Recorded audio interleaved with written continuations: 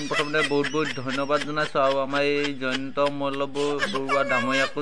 ধন্যবাদ জনাইছোঁ যে আপোনালোক সকলোৱে ওলাই আহি পেনানি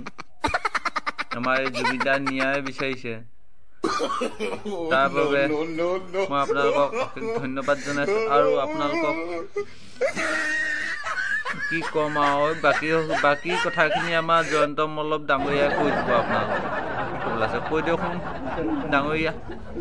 এই মৃত্যুৰ পিছত এক ৰাজনৈতিক অস্ত্ৰ হিচাপে জুবিন গাৰ্গক ব্যৱহাৰ কৰিব বিচাৰিছে আৰু তাৰ প্ৰত্যুত্তৰ আজি নলবাৰীবাসী ৰাইজে দিল আপুনি যে জুবিনদাৰ ন্যায় বিচাৰি আহিলে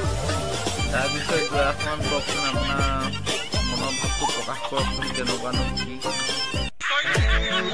মিটিং বুলি কৈছো মই বেলেগ বিষয়ে জানো সেইটো আমাৰ যিটো কমিটিৰ সভাপতি থাকে সেই আমাক কোৱা নাই যি মিটিং আছে নলবাৰী যাব লাগিব আমি চব প্ৰত্যেক মিটিঙৰ পৰা